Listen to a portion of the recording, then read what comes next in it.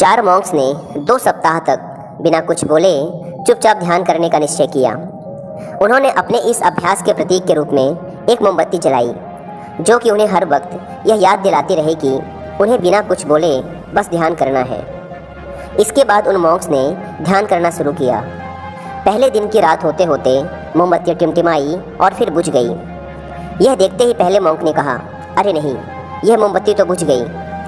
दूसरे मॉन्क ने कहा, हमें बात नहीं करनी चाहिए, हमने कुछ भी ना बोलने की कसम खाई थी।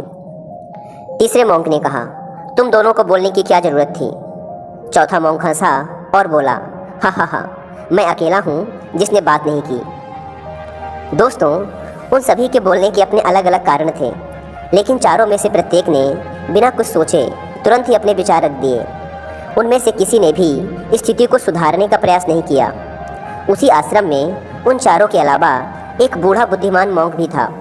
वह बिना कुछ बोले और उनकी तरफ ध्यान दिए बिना ही चुपचाप ध्यान करता रहा। इस तरह से उस बुद्धिमान मॉन्क ने बिना एक शब्द बोले उन चारों को ही उनकी गलती का एहसास करा दिया, जो कि वो चारों बोलकर भी नहीं कर पाए। बिना सोचे समझे और ज़रूरत से अधिक बोलने पर हमें खुद ही लोगों के सामने शर्मिंदा होना पड़ता है।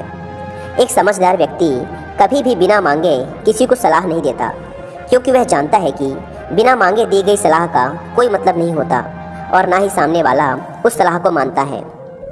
लेकिन आजकल लोगों ने अपनी प्रॉब्लम बताई नहीं कि हम उन्हें सॉल्यूशन देना शुरू कर देते हैं, जबकि 99% केसेस में जब लोग हमसे अपनी प्रॉब्लम शेयर कर रहे होते हैं तो वो हमसे कोई सॉल्यूशन नहीं सुनना चाहते, बल्कि वो तो सिर्फ ये चाहते हैं कि हम उनकी बातों को ध्यान से सुन लें, और इससे उन्हें कुछ समय के लिए शांति महसूस होती है।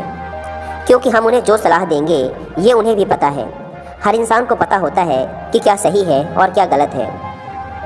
इसलिए जब अगली बार हमसे कोई अपनी प्रॉब्लम शेयर करे तो हम बस उसकी बातों को ध्यान से सुने, उसे सलाह देना ना शुरू कर दें जब तक कि उसने मांगी ना हो। क्योंकि सामने वाला इंसान बस हमसे इतना ही चाहता है कि हम उसकी बातों को ध्यान से सुने और समझें। ये बात तो आप लोगों ने भी सुनी होगी, हम जितना कम बोलते हैं उतने ही समझदार होते जाते हैं, और इसका उल्टा भी उतना ही सही है। जो जितना बुद्धिमान होगा वह उतना ही कम बोलेगा।